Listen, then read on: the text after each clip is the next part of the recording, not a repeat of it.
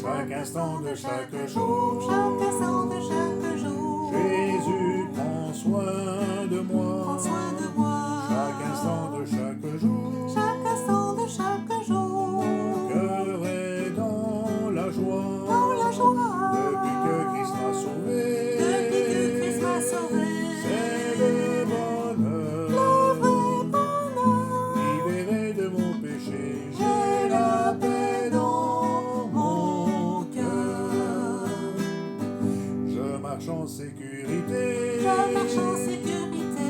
Jésus est le chemin, Oui, le chemin. je marche en sécurité, Je marche en sécurité. mes jours sont dans sa main, Dans sa main. il demeure en moi, Il fait sa demeure en moi. me sanctifie, Me sanctifie. sa parole sur mes pas, Me nourrit de sa vie.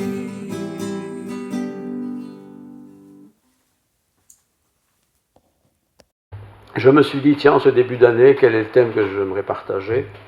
Eh bien, je vais parler justement du culte. Du culte. C'est un culte ici. Et pourquoi appelle-t-on ça un culte? Dans d'autres églises, on appellera ça autrement, on va y revenir dans un instant. Il y a 3 cultes, à 9h, 10h30, 17h. Pourquoi 9h, pourquoi 10h30, pourquoi 17h? C'est un peu les circonstances de la vie qui font que c'est comme ça. On est limité dans l'espace, on ne peut pas être trop nombreux, il faut garder ses distances, c'est difficile, c'est compliqué, c'est compliqué. Alors il y a les cultes communautaires où on est ensemble, et il y a les cultes personnels. Les cultes personnels, c'est ce moment où chez soi, ou n'importe où d'ailleurs, on passe du temps avec Dieu, on réfléchit, on prie, on lit la Bible, on la médite, enfin, ce culte personnel, Dieu et moi, Dieu et nous, collectif. Quand on veut, tous les jours de la semaine, le dimanche, le lundi, là où c'est possible. Tout le monde ne se réunit pas le dimanche matin, certains travaillent, donc ils doivent se réunir à un autre moment. Mais quand? Et quel est le meilleur moment? Quelle est la pensée de Dieu sur toutes ces choses-là? Et d'ailleurs, si j'utilise le mot culte, que vous inspire ce mot culte? Qu'est-ce qu'il vous dit? À quoi pensez-vous, le culte? D'autant plus que le mot culte est utilisé dans beaucoup de domaines. Nous allons le voir tout de suite. Et je me suis dit, mais dans le fond, le peuple chrétien, de toute confession, qu'est-ce qu'il attend de ce moment du culte? Pourquoi va-t-on au culte, en fin de compte, ou à l'église, ou au rassemblement? Pourquoi va-t-on là? Y va-t-on par habitude, parce qu'on a toujours fait comme ça, puisque ça me fait plaisir, et puis c'est quand même bien? Est-ce que j'y vais parce que j'ai besoin de prier, et j'ai besoin de prier dans un lieu qui est un peu une église ou un temple? Est-ce que ça change quelque chose dans ma prière, une église, un temple? Est-ce que j'ai besoin d'aller au rassemblement parce que là, il y a des spécialistes qui parlent? Est-ce qu'il faut des spécialistes qui nous parlent pour comprendre la pensée de Dieu? Oui, toutes ces choses-là sont des choses qu'on se pose parfois et auxquelles j'aimerais essayer de donner en tout cas un semblant de réponse, pas un semblant, mais une réponse qui semble quand même venir de la parole de Dieu. Qui dites-vous que je suis? Jésus a posé cette question un jour à ses disciples. Qui dites-vous que je suis? Pourquoi allez-vous au culte? Pourquoi allez-vous au temple? Pourquoi allez-vous à l'église? Pourquoi des noms différents en fin de compte? Qu'est-ce que ça veut dire un temple? Qu'est-ce que ça veut dire une église? Qu'est-ce que ça veut dire un culte? L'église est-elle simplement un bâtiment dans lequel des gens se rassemblent? L'église est-elle parfois interdite au point que les gens se rencontrent d'une manière dispersée, en cachette? Ça existe dans le monde. On ne peut pas se rassembler dans des lieux de culte. L'autorité qui est en place ne supporte pas ça.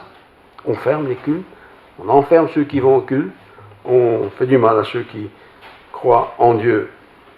Alors, quand on réfléchit à ces choses-là, on se dit que l'Église n'est pas si unie que ça, puisque, si je prends la ville d'Arlon, il y a plusieurs églises, il y a plusieurs lieux de culte différents. On parle toujours de Dieu, bien sûr, mais quand même très différents dans sa forme et dans sa pratique. Certaines églises, l'officiant, on le reconnaît, il est habillé d'une manière différente. Dans d'autres lieux, on vient tous en jeans, c'est cool, Raoul. Il y a des églises où les femmes sont d'un côté et les hommes de l'autre. Enfin, il y a plein de styles différents. Qui a raison, qui a tort? Est-ce que tout le monde a raison après tout? Qu'est-ce que la communauté? Qu'est-ce que l'Église? Qu'est-ce qu'un temple? Qu'est-ce qu'un culte? Que nous inspirent ces mots? J'ai commencé par regarder le petit Larousse, très bien fait entre parenthèses, et j'ai cherché le mot culte. Et voilà ce qu'il dit. C'est bizarre, j'étais étonné. Donc culte, définition, office religieux chez les protestants. Hop, dis ça alors. Office religieux chez les protestants. Voilà la définition du Larousse, c'est pas rien. Ah bon? Ça veut donc dire que ce mot culte n'est qu'utilisé chez les protestants. Mais tout le monde sait que chez les protestants, il y a toutes sortes de protestants. Il y en a qui protestent tout le temps, ça n'a rien à voir. Mais il y a les protestants qui sont les protestants qu'on appelle réformés. Ce sont des gens qui, au XVe, XVIe siècle, tous morts, hein, ont quitté le catholicisme, qui était pouvoir complet, pour se retrouver dans un lieu culte organisé et qui a été appelé les protestants. Ceux qui protestent en fait compte, hein, c'est ça un protestant. Et puis, il y a des cultes qui sont différents parce qu'on est habillé différemment. Il y a des églises, par exemple, où toutes les femmes sont habillées de la même manière. Ça existe. Chez les Quakers, par exemple, aux États-Unis, toutes les femmes ont le même vêtement standard. Pas besoin de se compliquer l'existence, c'est le même vêtement pour tout le monde. Est-ce que c'est un culte plus intéressant, moins intéressant, plus juste, moins juste? Ben voilà, ça existe, il faut le savoir. Il y a des expressions différentes aussi utilisées dans les lieux de culte. Il y a des églises où c'est toujours le pasteur qui parle. Il y a des églises où tout le monde parle. Pas toujours en même temps, mais où tout le monde peut prendre la parole. Il prend la parole et il parle. Voilà, et il dit ce qu'il veut dire de la part de Dieu. Est-ce que c'est bien, pas bien? Est-ce que c'est juste, pas juste? Enfin, ça existe en tout cas. Il y a des cultes où c'est plutôt bruyant. Ça bouge beaucoup. Les enfants peuvent jouer, on danse, on gesticule, voilà, ça se pratique comme ça, c'est l'habitude.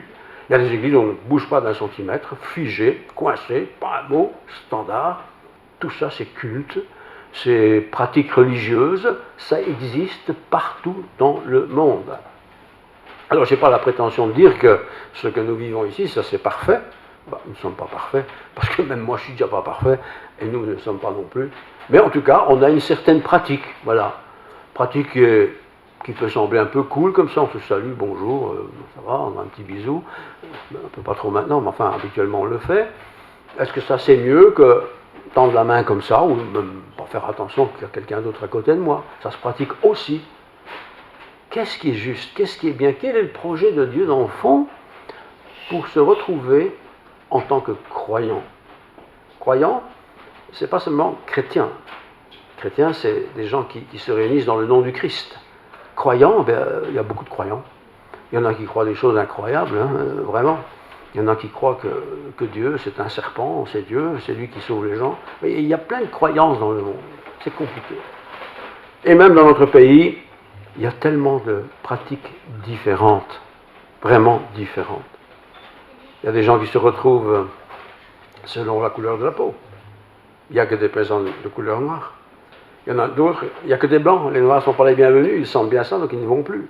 C'est quoi l'Église en fond? C'est quoi le temple? C'est quoi le rassemblement? C'est quoi la rencontre des chrétiens qui se réunissent dans le nom du Seigneur? Alors, chez vous, qu'est-ce que vous dites? Samedi soir, par exemple. Bon, demain, on va au temple ou on n'y va pas? Démocratie oblige. On lève la main. Ben, je ne vais pas. Ah bon? D'autre façon, on ne discute pas. Le Père a dit, nous allons, et on y va. C'est quoi? Qu'est-ce qui est juste? Qu'est-ce qui est bien? Les enfants, bravo. Mais il y a des enfants, il y a des églises où il n'y a pas d'enfants. Pourtant, les gens, ils ont des enfants. Mais les enfants ne viennent pas parce que c'est trop long. Ils disent que c'est trop long. Oui, c'est tellement différent. Alors, en ce début d'année, j'ai dit, on va parler un peu de ce sujet. C'est l'occasion rêvée de pouvoir voir un peu ce que Dieu dit sur ces rencontres entre chrétiens dans des lieux de rassemblement, dans un bâtiment ou à l'extérieur, s'il fait bon. Donc, petit rouleau rouge, je répète, office religieux chez les protestants. Je suis vraiment étonné qu'ils ont donné ça comme information. Alors, quand on dit chez les protestants, on a tous un peu une idée de ce qu'est un protestant. Historiquement, les protestants, C'était ce qu'on appelait les réformés. Il y avait l'Église catholique universelle, tout le monde était catholique en Europe. Hein. Et voilà, il y a eu des hommes de Dieu qui se sont levés, qui ont commencé à dire il y a des pratiques qui se font qui ne sont pas justes. Et puis la réforme, comme le mot l'indique, s'est mise en route. On a voulu réformer, pas pour faire disparaître l'Église qui était en place, mais pour que dans l'Église, on pratique les choses de Dieu. Parce qu'on pratiquait beaucoup de choses qui n'étaient pas forcément celles de Dieu. On adorait par exemple des saints, des gens qui étaient morts, des gens formidables. Mais on les priait, quoi, en demandant leur secours. Alors des gens ont dit, mais c'est pas juste ça. D'autant plus qu'à ce moment-là, la primerie s'est mise en place. La Bible était accessible à beaucoup de gens, parce qu'autrefois, la Bible, personne ne l'avait, sauf les spécialistes, les érudits. Et la Bible a commencé à être imprimée, les gens pouvaient commencer à lire, et ils découvraient qu'il y avait des choses qui se faisaient qui ne sont pas justes. Vous voyez ? Et la réforme s'est mise en place. Et encore, la réforme s'est mise en place de diverses manières. Si c'est en Allemagne, eh bien, en Allemagne, c'était un homme qui s'appelle Luther, qui était lui-même moine, qui s'est aussi rendu compte que ça ne tournait pas rond, qui a un peu contesté parce qu'il n'était pas heureux, il n'avait pas la paix dans son cœur, il était tourmenté jour et nuit avec cette histoire de Dieu, de l'éternité, du paradis, toutes ces choses-là. Et il a un jour eu la révélation. C'était un homme, un théologien, hein, ce moine, Augustin allemand. Hein, et un jour, son maître de conscience lui a dit, écoute, va dans la bibliothèque, passe-y quelques jours, prends ton temps et laisse-toi guider par Dieu. Il a fait ça. Et il a pris une Bible, c'est incroyable. Il n'avait jamais lu la Bible en fait. Ils ont parlé de la Bible sans lire la Bible. C'est vrai qu'il n'y avait pas les imprimeries d'aujourd'hui. Et il a ouvert cette Bible un peu par hasard, si je peux dire. Et là, toute sa vie a été bouleversée. Vous êtes sauvés par la foi. Révélation. Sauvés par la foi. Vous pouvez lire la suite, Éphésiens 2. Lui à qui on avait toujours dit qu'il faut faire des choses pour mériter le ciel. Vous voyez, toute sa vie a été transformée, lui tout seul, dans ses bibliothèques, devant cette Bible, une grande Bible là à l'époque. Voilà, sauvé par la foi. Jean Calvin, un Français de Noyon, catholique, comme tout le monde était catholique, se rendait bien compte que c'était pas bien, ça n'allait pas, ça ne clopait pas avec la Bible, qu'il lisait lui par contre, elle était traduite en français déjà. Eh bien, il s'est aussi dit, il y a quelque chose qui ne va pas. Il s'est aussi mis à rechercher Dieu. Et il a aussi trouvé Dieu. Comme des millions de gens ont trouvé Dieu, quelque part, sur leur route. On ne naît pas chrétien. On est belge ou français ou luxembourgeois ou n'importe quoi, mais on devient chrétien. Ce n'est pas parce qu'on m'a baptisé quand j'étais bébé que je suis chrétien. Je suis baptisé, contraint et forcé par la tradition. Mais je deviens chrétien quand quelque part, ça peut être d'ailleurs quand on est très jeune, ou plus âgé, quand quelque part je dis Seigneur, voilà. Je me rends compte que sans toi je suis rien. Je sais que tu es Dieu, que tu as envoyé ton Fils Jésus-Christ pour te faire connaître, et il s'est révélé au monde, et on nous a laissé les évangiles pour expliquer qui est ce Christ, et cet évangile nous invite à accepter Christ dans notre vie et devenir un disciple du Christ. Et ce sont en fait les disciples du Christ, n'importe où dans le monde, qui se sont retrouvés, qui ont essayé de se retrouver pour parler de ce Christ, apprendre qui il est, petit à petit, et bien sûr rendre culte, hommage, honneur à ce Christ Jésus, Fils de Dieu, incarné dans la personne de Jésus. Et voilà un peu comment les choses se sont passées. Évidemment, on a bien compris que quand on est une institution, un système, avec tous ces rouages bien établis, quand quelqu'un veut sortir du rouage, on ne peut pas le tuer, encore qu'on a parfois fait, mais on le condamne, on l'accuse, tu es un traître, tu es un traître.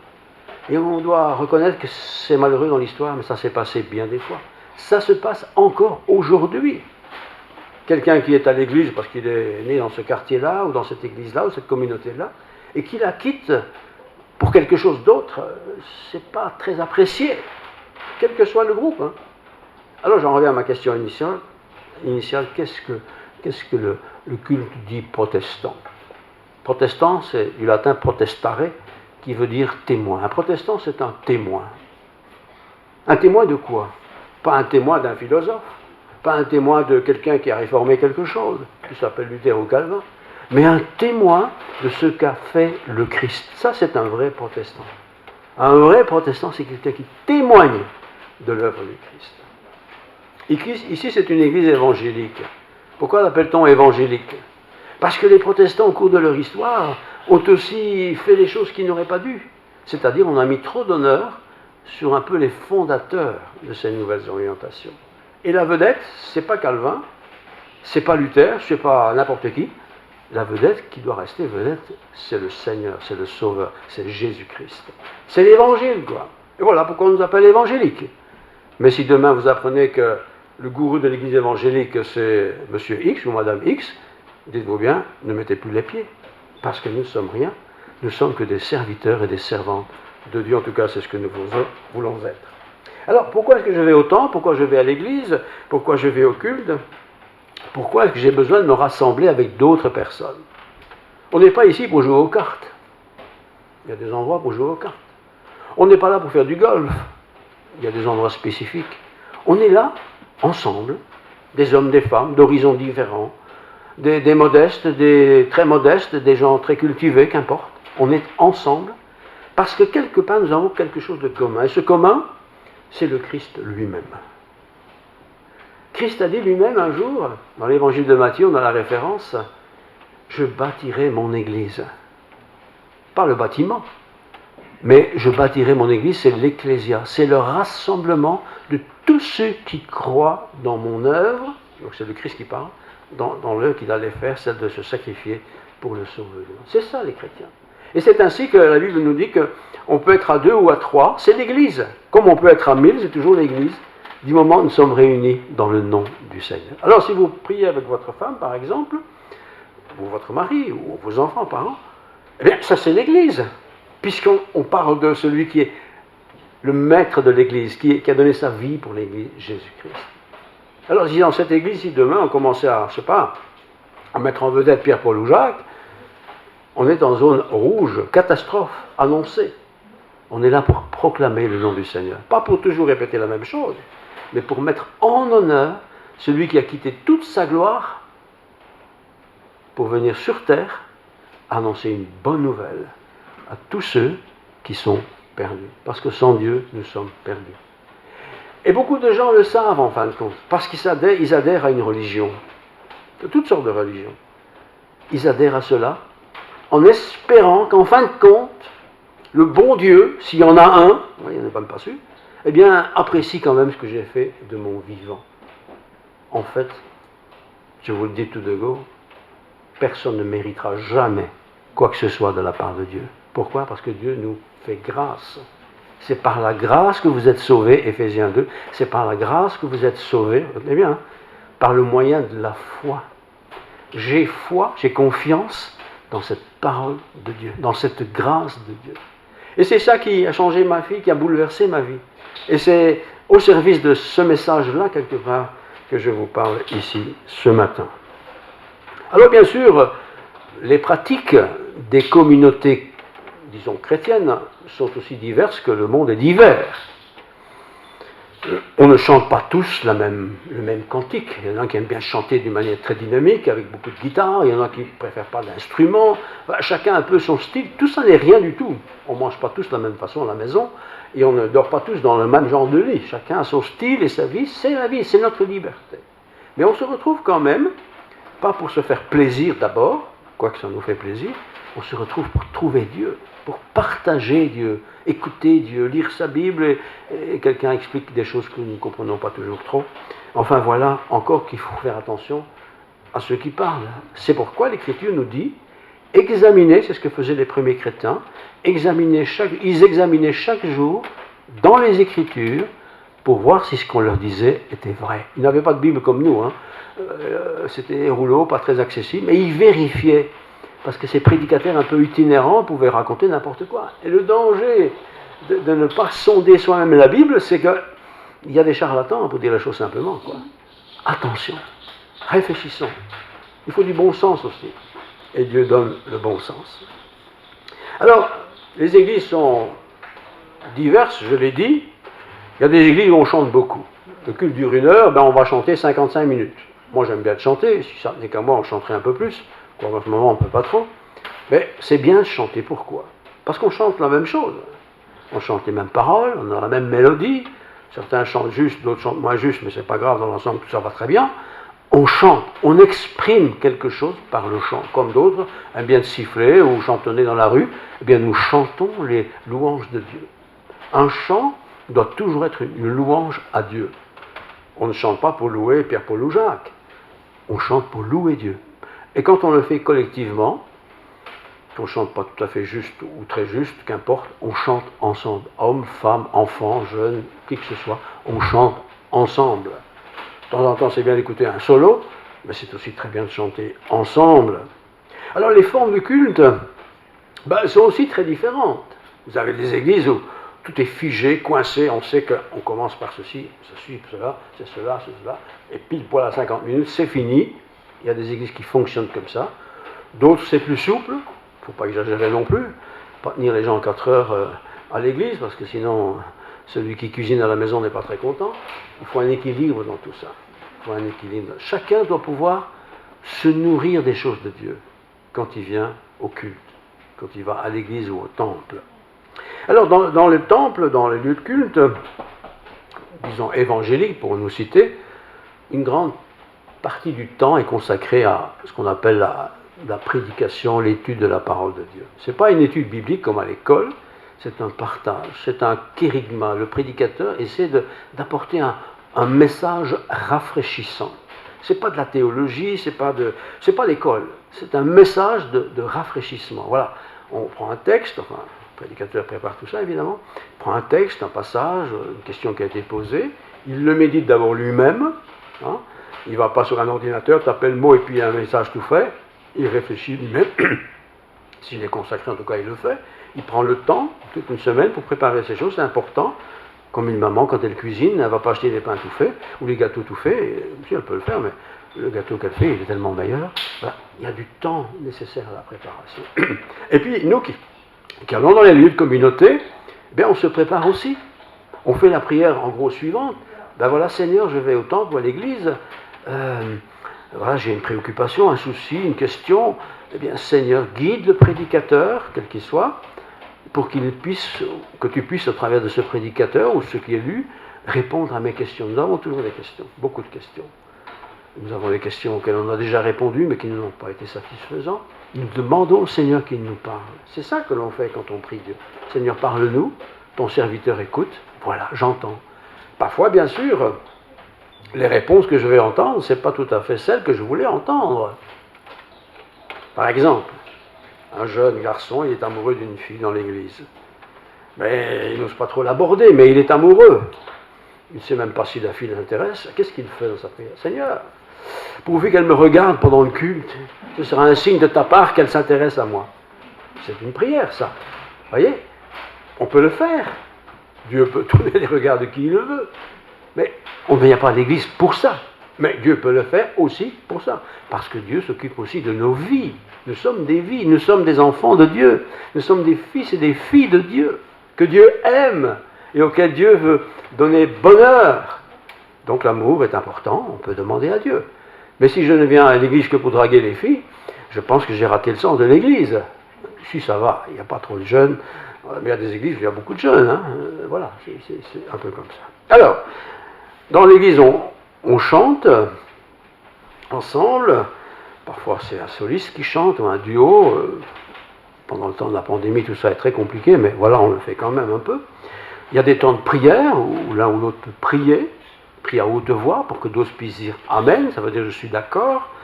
Il y a les chants, bien sûr, et puis il y a évidemment le partage de la parole de Dieu, un peu ce que je fais maintenant. La parole de Dieu, ce n'est pas un discours qui est cher à celui qui prêche. La parole de Dieu, c'est la Bible, 66 livres, Ancien Testament, Nouveau Testament, tout est parole de Dieu. Tout est histoire du peuple de Dieu. Et le prédicateur ne peut pas prêcher que ces petits livres d'Ada. Il est fada de tel livre et toute l'année il va prêcher là-dessus. Toute la parole doit être prêchée, depuis la Genèse jusqu'à l'Apocalypse.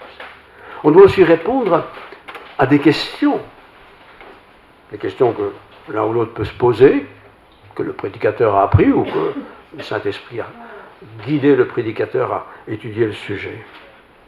En tout cas, l'homme de Dieu, ça ne doit pas être un théologien professionnel qui fait sa profession. Un prédicateur, c'est quelqu'un qui prêche, mais c'est quelqu'un qui est intime avec Dieu. Un prédicateur qui se lève le dimanche matin, Seigneur, tu me guides, merci. Eh bien voilà, nous allons marcher sur Ésaïe 40. Oui, ça peut marcher une fois, mais ce n'est pas comme ça que ça doit se passer. Le prédicateur est un homme qui est consacré à Dieu, qui prend du temps à la méditation, à la réflexion. C'est comme une maman, si elle fait la cuisine, qu'est-ce que je vais faire à manger? Oh, voilà, moi, on fera de la soupe aujourd'hui. Bon, une fois ça va, mais si c'est toujours comme ça, on aura vite ras-le-bol. Mais quand c'est dynamique, quand c'est une bonne soupe bien préparée avec des bons légumes et qu'on a senti l'odeur dans la maison toute la journée, c'est autre chose. Voyez, l'Église, c'est aussi ça. On vient pour apprendre, pour découvrir, pour partager, bien entendu, aussi. Dieu vient vers nous. Dieu nous donne des dons à chacun. Tout le monde n'a pas le don de la prédication. Mais nous avons tous au moins un don. Pas du don naturel, un don spirituel. Pour le bien des frères et des sœurs, dans l'Église, mais aussi dans le monde. Et ce don que j'ai reçu, c'est celui-là que je dois développer. Et parfois, je ne sais pas que j'ai ce don-là. Peut-être parce que personne ne m'a jamais fait de remarques sur le sujet. Mais si je parle avec personne, ne risquez pas de le faire. L'Église, c'est aussi un endroit de communication. On communique les uns avec les autres. On ne parle pas tous en même temps, ça ne sert à rien. Mais on prend du temps. Encore une fois, la pandémie, c'est compliqué. Mais on prend du temps pour parler, on partage. On va discuter avec l'un, avec l'autre. On s'édifie ainsi les uns les autres. Dieu vient vers nous. Dieu nous parle par sa parole. Et Dieu nous parle aussi, je l'ai dit, par les uns les autres. C'est vrai qu'il y en a qui sont plutôt spécialisés. Un pasteur, par exemple, puisque j'en suis un, il est un peu spécialisé dans cette vocation d'être le berger de la communauté. C'est des grands mots tout ça. Hein. Le berger, c'est pas celui qui mange ce que la brebis doit manger, mais c'est celui qui guide le troupeau. Parfois, le pasteur va trouver quelqu'un en l'encourageant, ou quelqu'un lui demande qu'est-ce que je dois faire, comment ça va. Il est un peu le conducteur, celui qui partage la réflexion. Ce n'est pas un professionnel. Même si c'est son travail, ce n'est pas un professionnel comme on peut avoir une profession dans la vie de tous les jours. Le pasteur est aussi parfois celui qui annonce des besoins. Voilà, il y a une famille là qui est dans le besoin. Une catastrophe les a atteints. Il faudrait peut-être qu'on fasse quelque chose pour les aider. Il informe, parce que c'est souvent lui qui est premièrement informé. Alors, tout ça c'est du blabla que je vous ai dit là. Nous allons un peu voir les textes, parce que je n'ai rien inventé, évidemment, je ne me permettrai pas. Et le premier texte, c'est dans le livre des Actes. Alors, le livre des Actes et des Apôtres, comme le nom l'indique, ce sont les actions des apôtres. Voilà comment ça s'est passé. Le Seigneur est parti au ciel, il prépare une place pour tous ses élus, et il a chargé la communication de ce message aux apôtres, et les apôtres à d'autres apôtres, etc. Et tout ça est consigné dans ce qu'on appelle le livre des Actes des Apôtres. Alors, Acte 2, versets 41-42, passage que vous connaissez bien. Donc, église, temple, culte, c'est le mot, hein, qu'est-ce qui est juste. Ceux qui acceptèrent sa parole furent baptisés. Question de baptême. Qui se fait baptiser? Le petit bébé qui est à peine né, qui ne sait pas ce qu'il fait? Non. Ceux qui acceptèrent sa parole, qui acceptèrent la parole de Dieu, furent baptisés. Le baptême est donc toujours quelque chose de conséquent à quelque chose qu'on a accepté. Baptiser, c'est adhérer à. Ceux qui acceptèrent sa parole furent baptisés, et en ce jour-là, le nombre des disciples augmenta d'environ 3000 âmes, 3000 personnes. C'est énorme. On est au début de l'Église. C'est fulgurant. C'est fulgurant. Chez nous, en Europe, en Belgique, quelqu'un qui accepte la parole de Dieu, il n'y en a pas des milliers. Hein. Je ne sais pas combien il y en a, mais pas des milliers. De temps en temps, une dame, une femme, un homme, un enfant, un jeune, il accepte Dieu, il dit voilà, moi je veux suivre Dieu, j'ai entendu parler de lui, je voudrais connaître ce Dieu-là, je l'accepte dans ma vie et je me fais baptiser. C'est une décision de quelqu'un qui a encore l'intelligence efficace pour savoir ce qu'il fait. Le baptême n'est jamais imposé, il est choisi et c'est bien sûr volontaire. Il persévérait dans l'enseignement des apôtres, ça c'est toujours acte 2. Il persévérait dans l'enseignement. Le temps de l'étude est très important. Il y a le culte, mais aussi des études de semaine, comme ce qu'on fait en visioconférence en quelque sorte. L'enseignement. La communion fraternelle. La communion fraternelle, par définition, c'est des choses entre frères et sœurs, dans la même foi. On se retrouve ici, ailleurs, n'importe. Communion fraternelle, qui ne doit pas devenir une communion de bavardage, dans la fraction du pain et dans les prières. Nous avons ce qu'on appelle la scène, le repas du Seigneur. Pour l'instant, il est interdit, donc on ne le fait pas. Mais sinon, on fait ça ainsi tous les dimanches. Et puis, bien sûr, les prières volontaires, bien sûr, des uns et des autres. Et le résultat de tout ça, intéressant, la crainte s'emparait de chacun. La crainte, dans le sens de, je pense, de respect de cette parole qui est annoncée, proclamée. Et il se faisait beaucoup de prodiges et de miracles par les apôtres. Les apôtres avaient reçu de la part du Seigneur, on parle des apôtres, les premiers apôtres, avaient reçu cette capacité de faire littéralement des miracles. Pas des petites entourloupes physiques, des vrais miracles. Des gens étaient réellement guéris. Aujourd'hui, il y a encore des miracles, sûrement, dans des pays ou dans des régions où la foi chrétienne n'est pas très connue, ou peu connue, ou même interdite. Il peut y avoir des miracles. Il peut y avoir des miracles dans les milieux pauvres, extrêmement pauvres. Dieu fait des choses extraordinaires. Et il le fait. Dans nos milieux, plutôt aisés, tranquilles, libres, on est libre en Belgique, Luxembourg aussi, en France également, eh bien, on est malade, on va trouver le médecin qui va nous dire ce qu'il faut faire, et on lui fait confiance. Ça ne veut pas dire qu'il ne faut pas prier, mais le médecin est là pour nous aider. On demandera quand même que le Seigneur nous guide. Alors, miracle, intervention divine, c'était fréquent, c'était encourageant pour les chrétiens d'alors, c'est toujours encourageant pour nous. Exemple très concret, Pierre se trouve en prison, Pierre l'apôtre. Alors tous les chrétiens prient pour lui, paniqué quand même, c'est le leader, celui qui a connu Jésus et tout ça. Et puis il est dit dans Acte 12, donc il est en prison, les chrétiens prient, mais on ne peut pas visiter Pierre en prison évidemment. Et puis au verset 12, il est écrit, après avoir réfléchi, donc il a été libéré d'une manière tout à fait étonnante, les portes à Rome, enfin c'est pas à Rome, c'est à Jérusalem, les portes se sont ouvertes toutes seules, incroyable, mais c'est ce que la Bible raconte.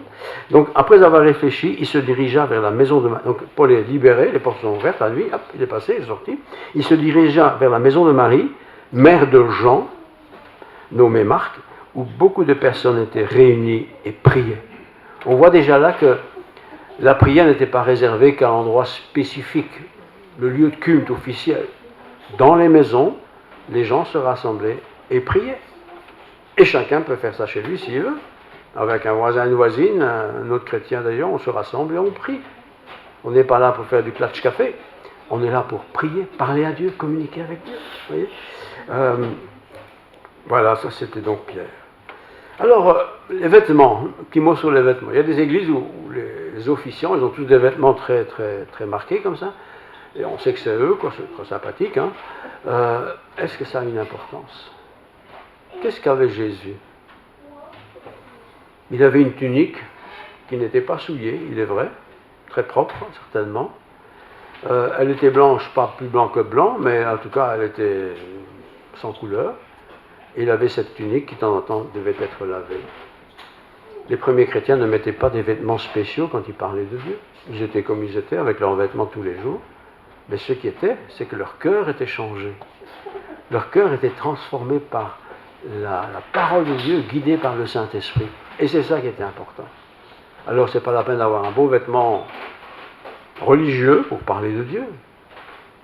Ici, je mets une cravate parce que moi, j'aime bien les cravates. Si j'étais en Afrique, je ne mettrais peut-être pas de cravate.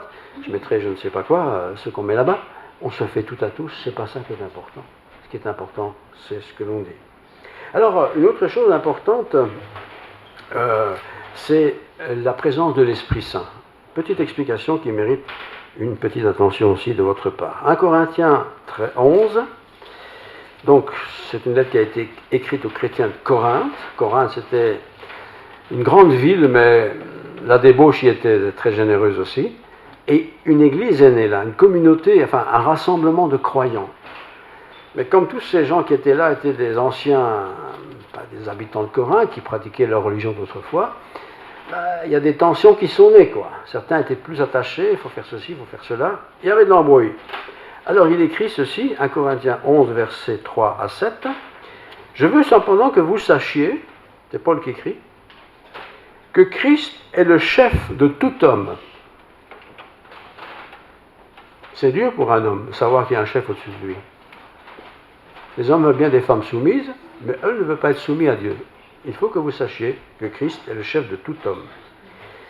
Et que l'homme est le chef de la femme. Aïe! Le chef de la femme. Et que Dieu est le chef de Christ. Difficile à prêcher ça aujourd'hui. Surtout dans cette époque où on veut que tout soit égalitaire. Hommes et femmes, pas de différence. Mais nous sommes différents. Et dans les domaines spirituels, l'homme est le chef de la femme. Ça ne veut pas dire le chef, celui qui pense pour elle.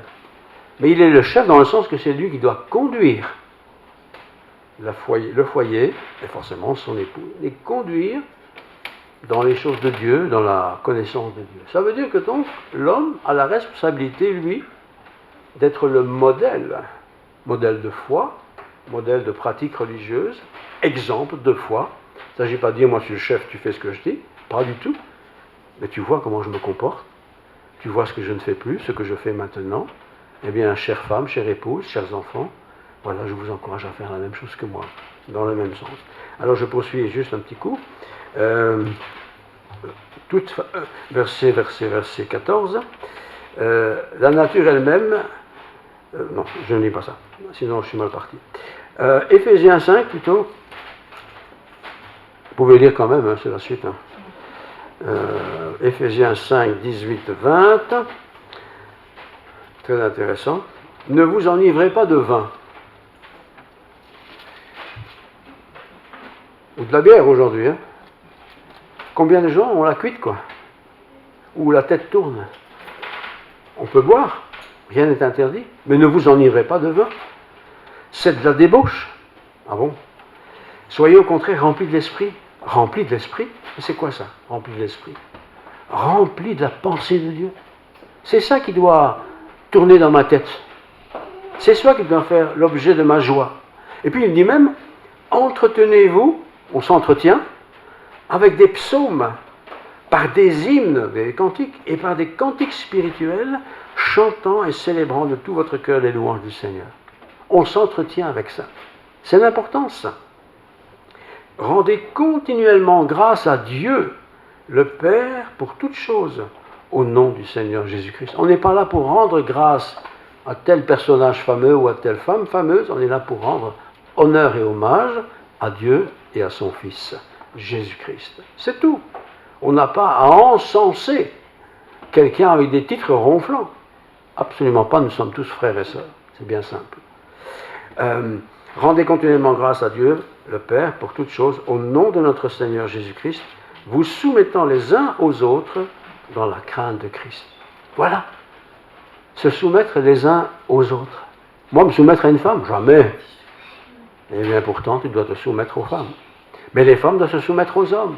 Et les parents aux enfants, et les enfants aux parents. Se soumettre les uns aux autres. C'est-à-dire respecter l'autre. L'autre n'est pas plus que moi. Je ne suis pas plus que l'autre. Je le respecte. Et quelqu'un qui me parle de Dieu a autant le respect que quelqu'un qui ne connaît pas grand-chose de Dieu, mais qui me parle de son expérience, par exemple. Soumettez-vous les uns aux autres. De la politesse, de la délicatesse, de l'attention quand quelqu'un partage quelque chose. Un équilibre à rechercher, bien sûr, et c'est dans Colossiens que je lis ça. Colossiens 3, versets 18 à 20. Femmes, attention, la bombe. Que chaque femme soit soumise à son mari. Ouh! Chaque femme à son mari. Pas le mari du voisin. Hein? À son mari. Comment? Comme il convient dans le Seigneur. Marie, parce qu'il y a un deuxième verset, évidemment. Marie, donc messieurs, les maris, les époux, que chacun aime sa femme. comme Christ aime l'Église. Vous imaginez, mesdames, si tous les hommes du monde commençaient à aimer leurs femmes comme Christ a aimé l'Église, et il a donné sa vie pour elle, pour l'Église. Quand un homme commence à aimer sa femme en donnant sa vie pour sa femme, ça c'est quelque chose de canon. Et il termine en disant, enfants, les enfants, obéissez en toutes choses à vos parents. Les enfants aujourd'hui ont du mal à obéir aux parents. Et pourtant, enfants, obéissez en toutes choses à vos parents, car cela est agréable au Seigneur. Père, parents, donc père, papa, n'irritez pas vos enfants de peur qu'ils ne se découragent. Il ne faut pas irriter les enfants. Vous voyez, il ne faut pas être constamment contre eux. C'est d'une sagesse la parole de Dieu. C'est d'un équilibre, je trouve. Et c'est fondamental. C'est ça l'évangile, après tout. On est appelé à vivre ensemble, hommes, femmes, parents, enfants, enfants, parents, parents, enfants. Et chacun doit pouvoir s'épanouir dans ce cadre établi par Dieu. Alors, un résumé très général, écrit bien plus tard, c'est dans la lettre aux Hébreux, Hébreux chapitre 10, versets 24 à 25. Voilà. Il est écrit ceci. Veillons les uns sur les autres. Donc ça, c'est dans le cadre de la communauté. Les communautés. On veille les uns sur les autres. On ne surveille pas. On veille. Quand même différent. Les uns sur les autres pour nous exciter à l'amour et aux bonnes œuvres. Pour nous encourager à faire des choses qui sont justes, qui sont bonnes, et à nous encourager à l'amour. Il ne s'agit pas ici de l'amour physique, il s'agit de l'amour, ce sentiment qui appartient à l'humanité. N'abandonnons pas notre assemblée, là où on s'assemble, comme c'est la coutume de quelques-uns, mais exhortons-nous réciproquement. Il n'y a pas un spécialiste de ça, mais réciproquement. Et cela d'autant plus que vous voyez s'approcher le jour, et le jour où il est question, c'est le retour du Seigneur. Et je termine parce que le temps est là. J'aimerais juste dire que voilà, en gros, quand la réforme a commencé avec Luther et Calvin, il y a des rites qui ont été vite abandonnés. Et ce qui a été mis en place, en gros, c'est on se rassemble dans une communauté, un culte, on prie, c'est l'invocation, on prie Dieu, c'est l'officiant, mais ça peut être n'importe qui. C'est la louange et l'adoration, voilà, spontanée, les uns et les autres peuvent adorer Dieu, prier Dieu, raisonnablement. C'est les lectures de la parole de Dieu, bien sûr, très important.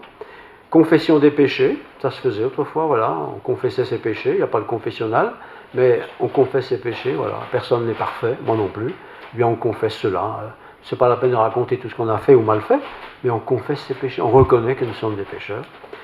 Il y a ce qu'on appelle le repas du Seigneur, la scène. Si c'est interdit, on ne peut plus le faire. C'est le gouvernement qui nous interdit de le faire, donc on respecte ça. On doit aussi être soumis aux autorités. Il y a bien sûr la prédication. Il y a l'offrande. Voilà, le peuple de Dieu fait une offrande pour le service et la gloire de Dieu. Il y a les prières d'intercession, puis il y a la bénédiction finale. C'est en gros la procédure que toutes les églises pratiquent plus ou moins.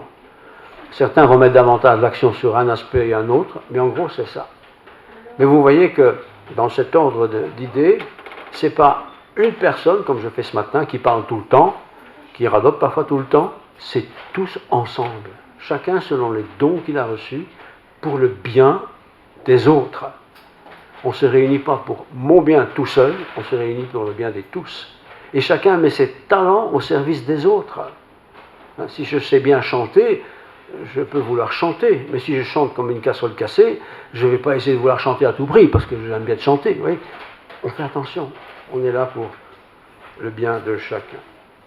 Alors, la pandémie, bien sûr, nous a limités dans beaucoup de choses. On est distants, on ne peut pas trop se parler, il faut des masques, tout ça est très embêtant. Ça va s'arrêter un jour, et j'en suis tout à fait conscient. Et j'aimerais juste terminer par un verset. Il y a beaucoup de versets aujourd'hui, mais quand on fait un peu sur une forme d'étude, il faut citer la parole de Dieu. Philippiens 2, 4. Que chacun de vous, c'est le résumé, au lieu de considérer ses propres intérêts, exemple, 19 degrés à l'église, mais qu'est-ce qui faisait froid à l'église? Et l'autre dira, mais qu'est-ce qui faisait chaud à l'église? Vous voyez, c'est incroyable, mais c'est ce genre de choses qui mettent l'embrouille, quoi. Que chacun de vous, chacun, au lieu de considérer ses propres intérêts. Mais qu'est-ce qui s'est mal garé celui-là? Il a pris ma place. Vous voyez, ce genre de choses, quoi. Que chacun, au lieu de considérer ses propres intérêts, considère aussi ceux des autres. Et quand on fait ça, je vais dire gentiment, voilà, c'est pas un qui fait toujours dans le sens du sacrifice et les autres n'en font jamais. Chacun prend note de l'autre. Voilà. Et quand on fait ça, on montre et on manifeste l'amour du prochain. Tu es assis là au premier banc, tu aimes bien. Mais l'autre aimerait bien être assis là parce que, c'est pas le cas ici, mais le chauffage est là. Il aime bien avoir le chauffage parce qu'il est un peu frileux. Mais prends ma place. Aucun problème avec ça. Hein? Ici, c'est pas compliqué, il est derrière. Parfois, c'est un peu bruyant, ça me casse les pieds. Donc, on coupe un peu le son. Mais voilà, on fait attention. On fait attention. Comme dans la vie, dans le fond, on fait attention. À la maison, on fait attention. Eh bien, dans la communauté, on fait attention. Si évidemment, on vient à la communauté une fois par an, ça risque pas d'être compliqué.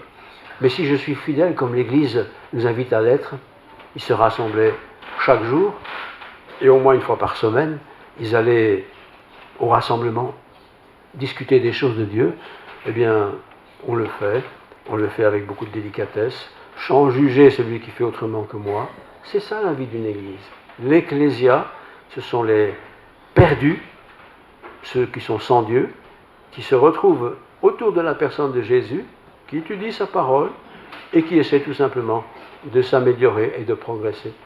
Et comme nous ne sommes pas parfaits, nous le savons bien, de temps en temps, il faut s'arrêter et se dire, ben, écoute là mon vieux, ou ma vieille, tu sais, arrête de parler, examine un peu ta vie, pour un oui, pour un non, tu démarres au quart de tour, tu engueules tout le monde, on doit savoir que ça arrive. Et je demande pardon. Je demande pardon à Dieu, bien sûr, et je demande aussi pardon à celui que j'ai offensé. C'est élémentaire tout ce que je veux dire.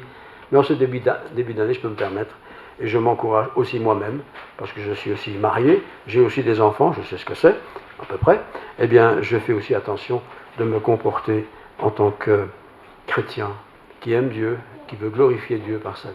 Et, si vous avez, je termine, si vous avez quelque chose contre quelqu'un, ça ne sert à rien de le garder dans son cœur pendant 20 ans, va trouver la personne et dis-lui ce que tu as sur le cœur. Il ne s'agit pas de dire, écoute, tu as une chemise rouge, ça m'énerve royalement, mais rouge, hein. Mais si quelqu'un t'a blessé, ça peut arriver, et que tu es fâché sur lui, va le trouver. Peut-être la personne a fait quelque chose qu'elle ne savait même pas qu'elle l'a fait. Réconciliez-vous. C'est important. C'est important avec tout le monde, mais c'est aussi important dans le cas de la famille. Hein, si la femme est fâchée sur son mari et qu'elle n'en parle pas, ça va durer 15 jours, 3 semaines, c'est horrible. Parents, enfants, c'est la même chose. Il faut vivre en paix. Et la vie avec Dieu, c'est la vie en paix. Il y a cette guerre comme ça, on ne va pas encore ajouter la nôtre. Voilà, prions. Seigneur, merci pour tout ce que tu nous as rappelé ce matin, c'est un peu rapide, mais nous avons compris l'essentiel. Tu veux une communauté vivante, tu veux une communauté où les gens s'apprécient, où les gens reconnaissent que parfois il y a des faiblesses, que tu veux pardonner, que nous pouvons aussi pardonner. Alors l'Église, ce n'est pas simplement un bâtiment avec des gens, c'est aussi des hommes, des femmes, dans des foyers, dans des rencontres, dans des partages qui entrent en conflit et parfois pour pas grand-chose. Mais on reconnaît ces choses-là. Et on demande pardon et on se réconcilie et on continue. Tu es au milieu de nous, Seigneur. Tu veux nous aider. Tu veux nous aider. Tu nous as si bien enseigné. Tu as enseigné si bien nos ancêtres, nos premiers disciples, qui pourtant n'ont pas toujours été positifs dans des actions. Mais tu les aimais, Seigneur, comme tu nous aimes encore aujourd'hui. Sois béni. Bénis chacun ici présent. Que cette semaine nous soit favorable, que nous puissions méditer ces choses et bien d'autres. Que ta paix inonde nos vies pour la gloire de ton nom. En Jésus-Christ, notre bien-aimé Seigneur. Amen.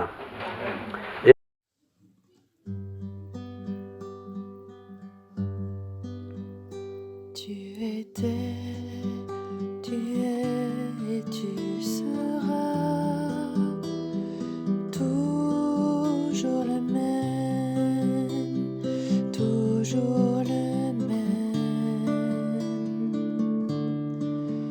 Tu as fait, tu fais et tu feras tant de merveilles, tant de merveilles. En ton temps, tout s'accomplit.